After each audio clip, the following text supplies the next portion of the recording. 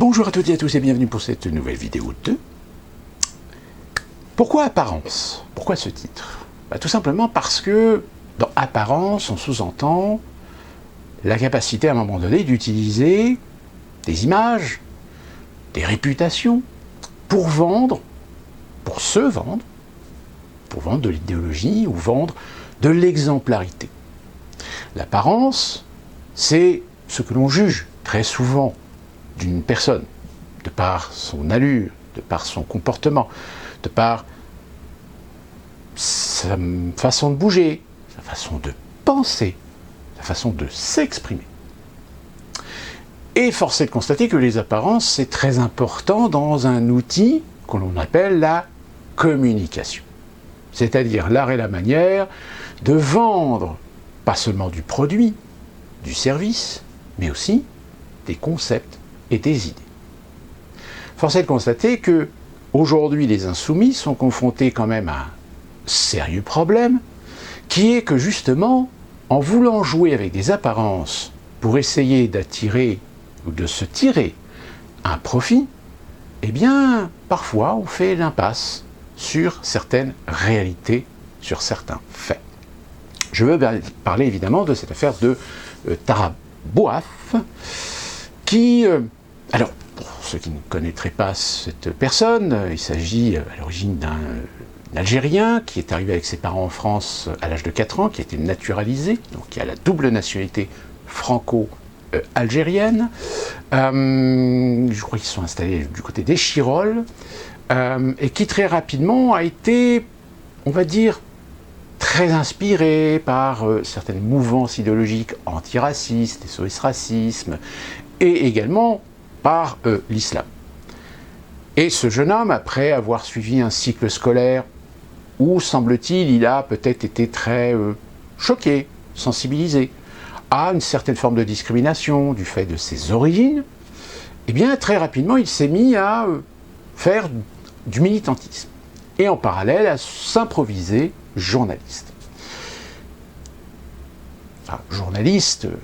moi, j'appelle plutôt ces gens-là des documentalistes, c'est-à-dire des gens qui capturent des instants, qui capturent des événements, qui filment pour faire du documentaire, pour donner de la substance, pour donner de la matière à des sociétés, des agences, qui ensuite vendent les images à des rédactions, à des journaux télévisés, que ce soit télévisés d'ailleurs, ou même Internet. Et c'est dans ce cadre que ce jeune homme, comme beaucoup d'ailleurs, s'est improvisé de filmer des événements. Il a été présent sur les Gilets jaunes, il a été présent sur un certain nombre de manifestations, et ce qu'il a révélé, c'est le fait qu'il est celui qui a filmé un certain Alexandre Benalla dans ses exactions en 2018. Et de là, évidemment, ça lui a donné une certaine notoriété sur laquelle tout de suite et très rapidement, certains se sont dit, tiens, voilà un individu dont les vidéos, ses supports internet sont suivis par un nombre non négligeable d'individus, ce qui en fait peut-être aussi une sorte d'influenceur.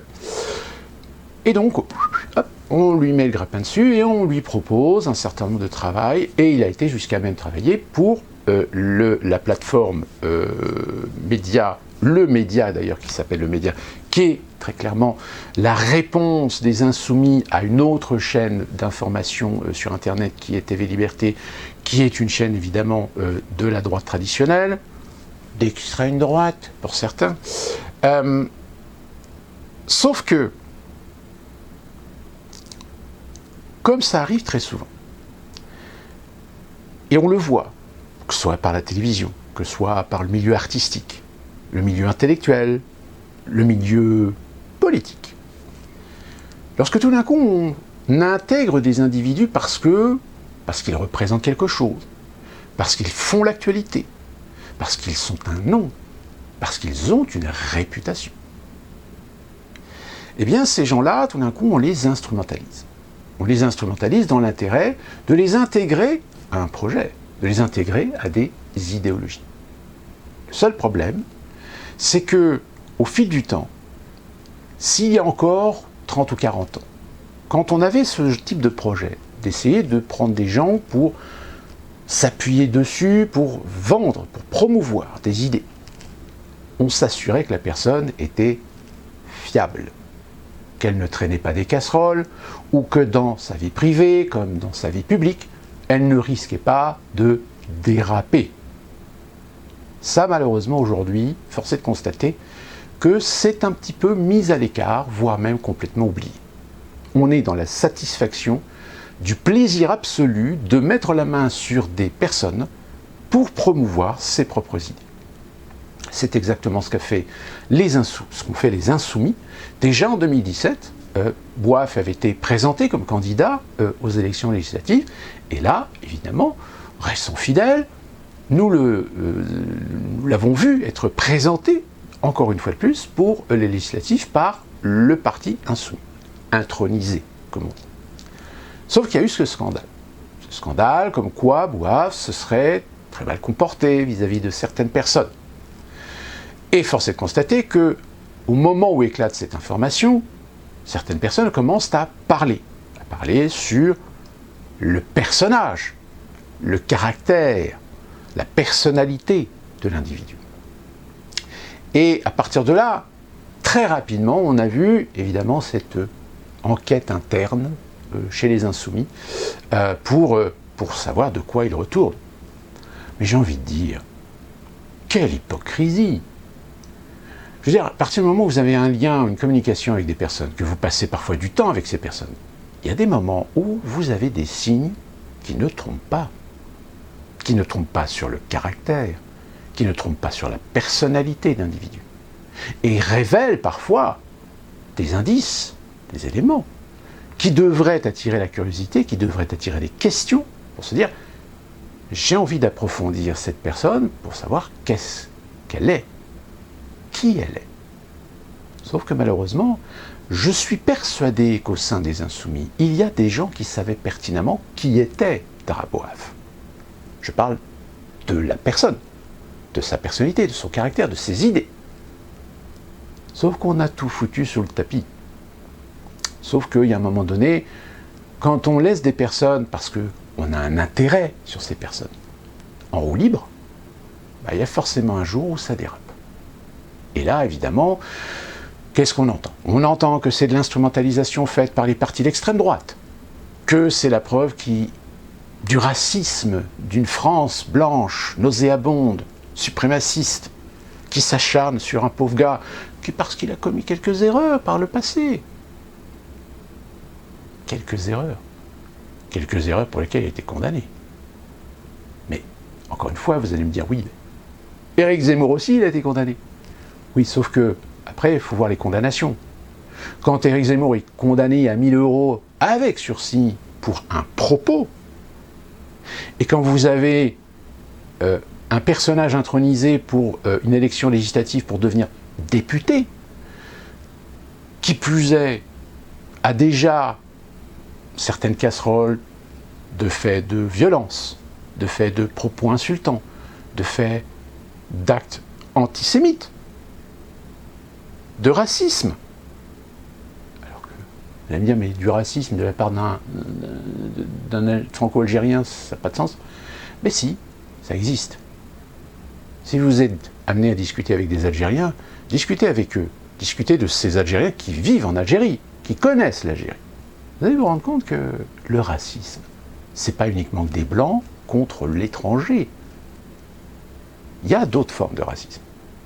Mais cela, évidemment, en France, on n'en parle pas. Et donc, cette affaire, évidemment, remet en question la problématique de gens qui soutenaient Bouaf et du jour au lendemain qui disent « Ah oui, mais non, mais tout compte fait... »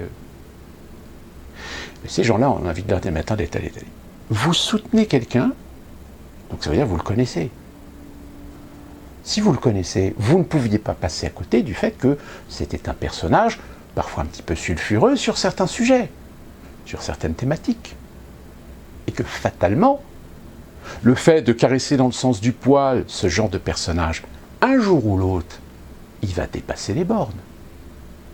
Vous savez, c'est exactement le même problème que l'on a avec des artistes.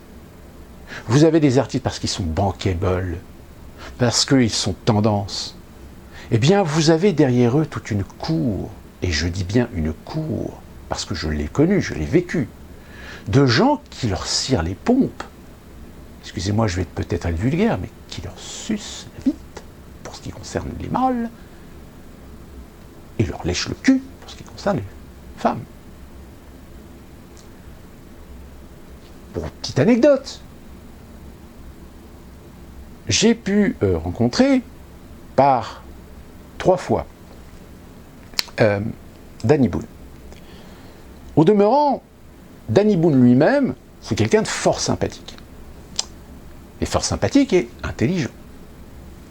Quand je dis intelligent, cela sous-entend que ses choix, ses décisions fiscales sont à l'image de ce que même nous-mêmes, si demain nous étions amenés à avoir ou posséder des millions et des millions d'euros, est-ce que nous serions véritablement honnêtes à rester en France, à devoir payer toutes nos taxes en France sur nos revenus? Ça, c'est un autre sujet. Ceci dit, je l'avais rencontré, pour la première fois, c'était pour son premier film, c'était La Maison du Bonheur. À l'époque, il avait déjà quitté celle qui était sa compagne à l'époque, qui était Julie Godrèche, et il était avec Yael. Yael qui l'a amené à assumer beaucoup plus son côté juif. Je ne sais plus si c'est par sa mère ou par son père, je ne sais plus exactement. Mais ceci dit, peu importe, ça n'a aucun intérêt. Sur le fait qu'il était tout à fait accessible. Gros succès de son film. Par la suite, il fait Bienvenue chez les Ch'tis. Là encore, Bienvenue chez les Ch'tis l'accompagnait certaines personnes qui, en l'occurrence, il y avait son producteur. Mais encore une fois, c'était c'était bon enfant. Et d'ailleurs, en tant que professionnel, on lui avait assuré, on lui avait dit, parce que je me souviens qu'on avait fait l'avant-première, au moment où il était sorti, on avait fait l'avant-première le vendredi, en même temps que la sortie, qu'il avait fait avant la sortie nationale le mercredi, dans le Nord-Pas-de-Calais, Picardie, je crois. Et on lui avait dit, mais parce que nous, on avait pu voir le film avant, parce qu'on testait les copies, et on lui avait dit, mais t'assures, tu vas faire un gros succès. Et lui-même disait, oui, j'espère, déjà, un bon petit succès serait bien, etc. Je dis, mais regarde dans le hall, regarde le nombre de gens. On a ouvert 2 salles supplémentaires pour ton avant-première, alors qu'à l'origine, il n'y en avait qu'une. Et là, on en a 4. 4 salles pour ton avant-première. Donc, quand il y a 4 salles, c'est-à-dire qu'on blinde, on fait complet, à mon avis, ton film, attends-toi à faire du gros score. Bon, ça n'a pas loupé, puisque le mercredi suivant, en un seul week-end, il avait rapporté, je crois, presque déjà 500 000 entrées. C'est-à-dire qu'il était déjà à un demi-million d'entrées avant que le film ne sorte. Le mercredi suivant, sortie nationale. Après, voilà. Gros succès, donc évidemment, Danny Boone devient bankable. Et la 3e fois, quand je l'ai vu, c'était pour Rien à déclarer. Et là, alors, en contact, pas de problème. Avec lui, on a plaisanté, il n'y a pas de souci. Mais alors, derrière lui, je peux vous garantir qu'il y avait des gens qui étaient des véritables lèche-culs. Le fait que je discute avec lui, alors que moi j'étais pour eux un petit, j'étais un ersatz, ça ne leur avait pas plu. Ça leur avait pas plu parce qu'ils ont une mainmise sur un mec qui leur rapporte du pognon. Et que ce mec qui rapporte du pognon puisse finalement rester relativement simple et relativement accessible, ça colle plus. Ça colle plus aux apparences. Et donc, tout ça pour vous amener à cette idée que il y a toujours des influences derrière. Des influences qui peuvent susciter des problématiques. Dans l'image, dans l'apparence, on l'a vu, beaucoup de personnalités qui ont explosé auprès du grand public, que ce soit des artistes, que ce soit politique, que ce soit je ne sais quel autre domaine. Malheureusement, c'est parfois des personnes qui, lorsqu'elles ont peut-être un caractère ou une personnalité pas forcément très solide, pas forcément très mature, se laisse parfois embarquer, se laisse aspirer dans une spirale, dans un tourbillon, comme disait Édith Piaf, le tourbillon de la vie. Sauf que le tourbillon de la vie, lorsqu'on est accompagné de gens pas très fréquentables, pas très recommandables, eh bien ça donne un tarabouaf. Tarabouaf qui, malheureusement, je pense, a été entouré par des gens qui, à un moment donné, l'ont plutôt canalisé à penser ceci ou cela, plutôt que de conserver peut-être ce libre arbitre qu'il avait quand il était jeune. Et du coup, dérapage. Dérapage sur le fait que, malheureusement, là où des gens avaient misé sur une personnalité, cette personnalité, malheureusement, dans la vie réelle, n'était pas aussi édulcorée qu'on l'espérait. Et en plus de ça, quand vous êtes aujourd'hui dans une époque où il y a clairement une déliquescence de certaines valeurs, de certains principes, eh bien, on n'est plus étonné de voir des personnages mis en avant, glorifiés, adulés, finir par péter les plombs. Péter les plombs au détriment de ceux qui avaient misé sur ces personnes. Eh bien, aujourd'hui, la France insoumise avait misé sur ce personnage, avait misé sur un nom, avait misé sur une personnalité connue dans les réseaux sociaux, et plus particulièrement les réseaux sociaux, avec une certaine communautarisme. Mais on ne me fera jamais croire que chez les insoumis, des gens ne savaient pas que tôt ou tard, Tarabouaf allait forcément déraper. Qu'on avait plus ou moins réussi à cacher un petit peu sous le tapis les problèmes qu'il avait déjà eus avant. Que certains de ses propos qu'il avait eus avant.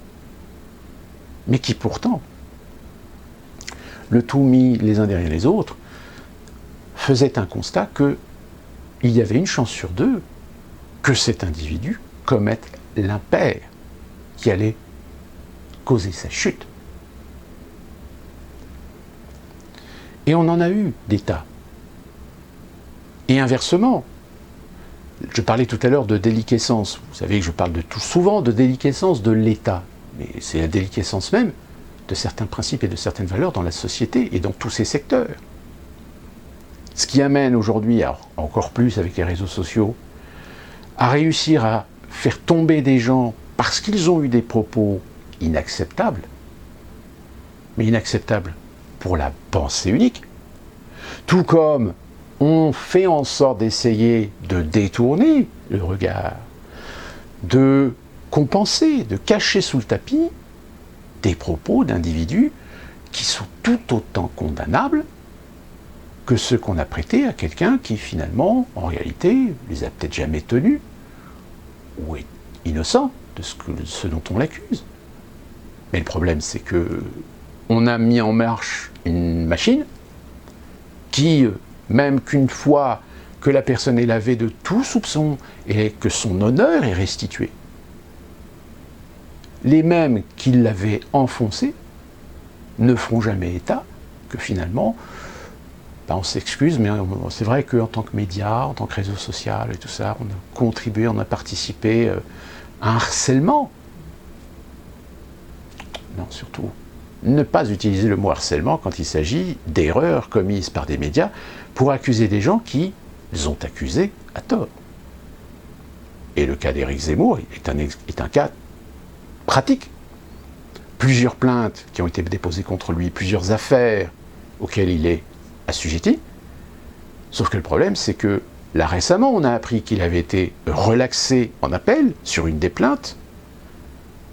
Tout de suite, qu'est-ce qu'on a vu? On a vu tout de suite certains médias, certains posts sur les réseaux sociaux où, oui, mais rappelons quand même qu'il a quand même plusieurs plaintes encore au cul. Sauf que le problème, c'est que ça fait 9 plaintes. Sur les 9 plaintes, il y a eu 2 condamnations, et encore 2 condamnations qui sont vraiment que symboliques. Tout le reste est toujours en cours parce que des décisions ont été prises sur des relaxes, mais que les associations ou les groupes ou les mouvements qui ont porté plainte contre Zemmour, évidemment, ne veulent rien lâcher et pas lâcher le morceau. Ils veulent le faire condamner, donc ils font des appels. Donc ils font des appels, des appels, des appels. Vous connaissez les processus judiciaires, c'est long. Mais, qu'est-ce qu'on a entendu pendant plus d'1 an? Je vous rappelle que Éric Zemmour a été condamné. Je rappelle que Éric Zemmour est un multirécidiviste. Je vous rappelle que Éric Zemmour est aujourd'hui entre les mains de la justice.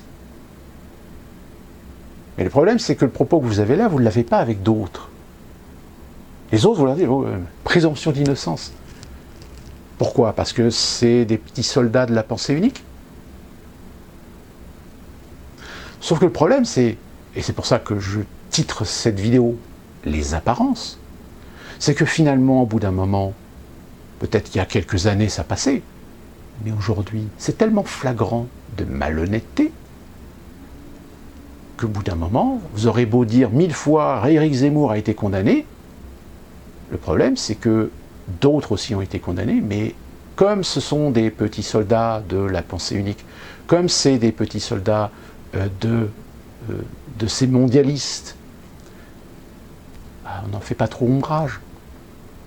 Je rappelle que les En Marche, enfin maintenant c'est Renaissance, les Renaissances vont présenter des candidats qui ont des casseroles judiciaires. Et pourtant, là nous avons Éric Zemmour qui se présente dans le Var. Tout de suite, ah oui, mais rendez-vous compte, Éric Zemmour qui se présente comme député, l'exemplarité, il n'y en a pas, parce qu'il a été condamné 2 fois. Et alors dans ce cas-là, tous les autres, là, chez les Renaissances, ayez l'honnêteté de faire le même constat, sauf que vous ne le faites pas. Pourquoi? Parce que c'est des candidats qui sont du parti du bien. Non. Sauf que ça se voit aujourd'hui. C'est flagrant.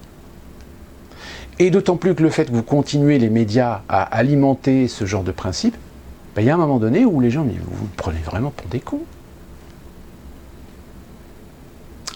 Je vais terminer avec un autre exemple. Donc parce que l'affaire Bouaf, de toute façon, on va être très clair. Cette affaire, c'est pas la première, c'est pas la dernière. Pourquoi? Parce que, comme je vous l'ai dit, à partir du moment où on utilise des gens pour en tirer un profit de par l'image, la réputation, surtout maintenant avec Internet, des gens qui ont des communautés. Donc on bouffe à tous les râteliers, et surtout politiquement. Sauf que là, les insoumis se sont pris le pied dans le tapis. Alors ils essaient de sauver les meubles. Mais comment voulez-vous sauver les meubles quand de toute façon, vous ne pourrez pas nous prendre pour des cons au point de ne pas nous faire croire qu'au sein du parti des insoumis, des gens n'étaient pas conscients, des gens ne savaient pas, ou même, je dirais, mais peut-être que des gens vous ont prévenu qu'attention, ce mec-là, il n'est pas fiable. Non. Parce que c'est Tara Bouaf. Tout comme ça a été des artistes. Tout comme ça a été des présentateurs télé. Des stars de la télé, des stars de télé-réalité. On nous donne des exemples ou des propos tenus par ces stars de télé-réalité sur oui, surtout, faut surtout voter Macron parce que machin et tout le tralala. Oui, sauf que le problème, c'est que fiscalement, ils ne vivent plus en France. Sauf que là, pareil, aujourd'hui, ça ne passe plus. Aujourd'hui, sur les réseaux sociaux, sur certains médias, c'est dénoncé. Et je vais terminer avec cet exemple, qui est tout frais. Vous avez peut-être entendu, aux États-Unis, un jeune a tué 10 personnes dans un centre commercial, je crois. Et tout de suite, très rapidement, qu'est-ce qui est ressorti? Très rapidement dans les médias, alors surtout les médias américains, on a ressorti que cette personne est blanche, mais qu'en plus de ça, elle a des penchants suprémacistes blancs, voire néo-nazis. Qui plus est connu de réputation comme étant un antisémite. Voilà. Et là, la charge,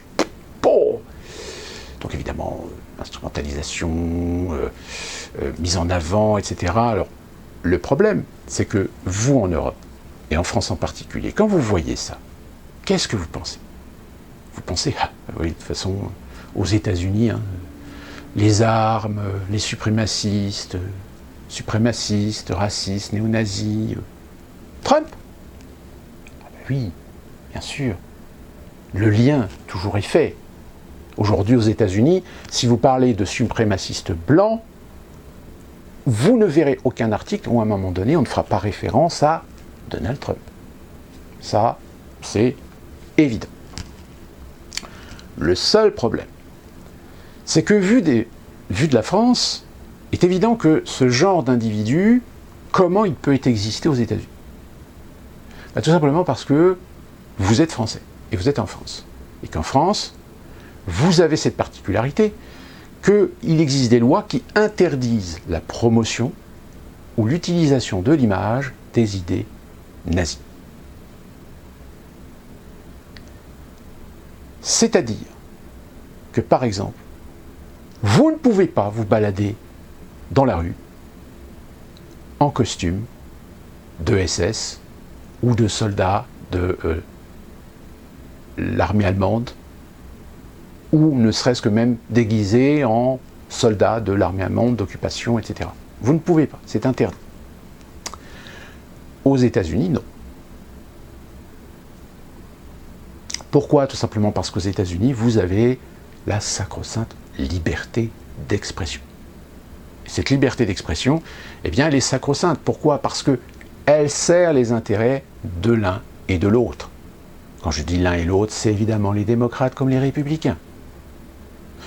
Pour résumer, les mouvements, idées, associations, groupes, communautés qui sont assimilés aujourd'hui comme étant des mouvements néo-nazis ou aux idées néo-nazis représentent en gros officiellement 19 000 Américains aux États-Unis. Par extension, partage, soutien, on peut estimer qu'il y a à peu près entre 200 et 300 000 Américains aux États-Unis qui pourraient éventuellement apprécier les idées de ces groupes. Sur 338 millions d'habitants. C'est peanuts. Mais, même si on ne peut imaginer demain une loi aux États-Unis qui finalement interdirait définitivement et prohiberait les idées néo-nazis, les idées nazies, etc., etc. Comment vont faire les démocrates pour s'appuyer sur des personnes pour accuser ceux qu'ils décident d'accuser d'être la lie de la société américaine, Donald Trump en particulier? Comment les démocrates, comment les progressistes vont faire pour s'appuyer sur des gens pour légitimer l'argument d'interdire, de réguler les armes à feu aux États-Unis s'ils n'existent pas? Si ces suprémacistes blancs, comment est-ce qu'on aurait pu construire tout un réseau d'associations, etc., qui a abouti en partie, je dis bien en partie, à la création de BLM? On n'aurait pas pu le faire. Donc vous voyez l'ambiguïté. Sauf que l'ambiguïté, c'est qu'évidemment, alors, en ce qui concerne les États-Unis, oui, c'est dramatique. C'est dramatique d'avoir ce genre de personnage qui commet ce genre d'acte avec dans sa tête des idées nazies et antisémites. Et j'ai envie de dire, les médias jouent leur rôle à chaque fois dans ce genre de situation pour appuyer sur l'émotionnel. Condamner l'individu, mais condamner aussi par son intermédiaire les idéologies. Mais en réalité, cet événement, comme il en a eu d'autres avant, et comme il y en aura encore demain, révèle un des gros fléaux aux États-Unis, c'est l'éducation. Si le système américain, que ce soit par l'éducation parentale ou l'éducation scolaire, était de qualité, eh bien on n'aurait pas ce genre d'individu. On en aurait, mais de façon extrêmement minoritaire. Mais il suffit qu'en plus de ça, vous tombiez sur des individus qui sont un petit peu fragiles du haut, qui sont d'une immaturité absolue, qui sont psychologiquement limite, pouvant être considérés comme irresponsables vis-à-vis d'eux-mêmes et vis-à-vis de la société. Eh bien oui, C'est là, on met le doigt sur quelque chose, mais là encore, les apparences. Il faut sauver les apparences d'un système qu'on a volontairement mis en place. Il vaut mieux avoir une société de moutons plutôt qu'une société de gens qui ont la capacité du libre arbitre. Eh bien, ça rejoint exactement ce que je vous dis depuis plusieurs vidéos de ce qui se passe en France. La déliquescence. La déliquescence de certaines valeurs, de certains principes, de donner du savoir, de donner de la compétence, donner de la conscience à l'individu, pour que finalement il finisse par se construire sa propre opinion, construire son libre arbitre.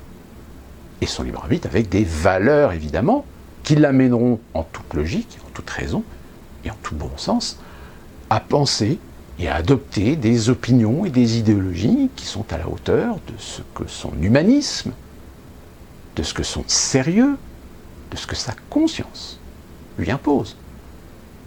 Or, aux États-Unis, malheureusement, ce n'est plus le cas.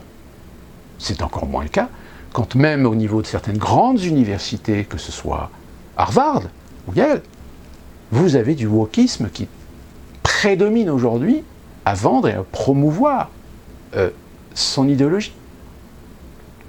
Petit aparté d'ailleurs, on a appris que Netflix a émis une note interne suite à certains résultats du premier trimestre 2022, catastrophiques, je rappelle, je crois 200 000 abonnés en moins, une chute au niveau de la bourse. Et il se trouve que, avec l'affaire Elon Musk, qui avait tweeté, attention, le wokisme et les ultra-progressistes fanatiques, ça va poser un problème un jour ou l'autre. Et bien Netflix aujourd'hui est en train de prendre conscience que certains choix ou certains alignements de certains responsables au sein de Netflix sur des choix de divertissement, mais des divertissements très clairement positionnés idéologiquement, il y a un moment donné où si ça fait une prédominance dans le catalogue, vous comprendrez qu'il y a des gens au bout d'un moment qui finissent par se dire « moi, c'est bon, j'arrête Netflix, moi si je prends Netflix c'est pour le divertissement, c'est pour les films, c'est pas pour me faire bourrer le mou, pour me faire bourrer le crâne par des idéologies LGBT, antiracistes, BLM, etc. » Ça ne veut pas dire qu'il ne faut pas de la diversité, mais il faut de la diversité, de la vraie diversité, et pas simplement un nombre de produits qu'on met en avant volontairement pour servir l'idéologie. Bon, sauf que là, Netflix, là aujourd'hui, ils ont dit hey, oh, ok, les gars, maintenant, on va mettre les choses au clair. Toutes les idéologies wokistes, progressistes, etc., on ne veut plus en entendre parler. Vous faites votre boulot, vous faites de la diversité, mais équilibrée. D'accord ? Donc ça veut dire que là, il commence à y avoir un changement. Il commence à y avoir une évolution du mécanisme. Ça, c'était pour la petite aparté. Et donc, le problème, c'est que si, à un moment donné, vous laissez des gens prendre le dessus pour conditionner l'opinion dans un sens et pas dans l'autre, forcément, ça peut peut-être marcher au début, mais il y a un moment donné où ça se voit. Il y a un moment donné où les gens commencent à réfléchir et se dire mais pourquoi est-ce qu'à chaque fois qu'il y a un mec qui pète un plomb parce qu'il est blanc, parce qu'il a des accointances de droite, d'extrême droite ou de mouvements néo-nazis, etc., hop, les projecteurs sont dessus. Par contre, quand il s'agit d'un individu qui, alcoolisé dans une voiture volée, tue le fils d'un grand cuisinier, etc., alors là on en parle quand même, mais le problème c'est que ce genre de comportement, mais on en croise tous les jours. Sauf que, évidemment, si l'individu est un individu plutôt d'une particularité, d'une appartenance précise, avec un statut précis, qui définit ou qui pourrait alimenter éventuellement certains propos de certaines personnes dans les médias en disant oui, planche sous le tapis. Cette fameuse et fâcheuse tendance qu'ont certains médias sur certains faits divers, d'avoir beaucoup plus de facilité à donner les noms quand il s'agit de noms bien français, bien blancs, plutôt que de donner le nom parce que la consonance, l'appartenance communautaire, etc. Donc voilà, tout ça pour faire cette petite vidéo, cette petite réaction par rapport à l'apparence. Je pense que c'est important. Ce que je viens de vous dire là, peut-être à la limite, ne vous a pas avancé à grand-chose, parce que vous avez déjà cette conscience, vous avez déjà cette intelligence de faire la part des choses.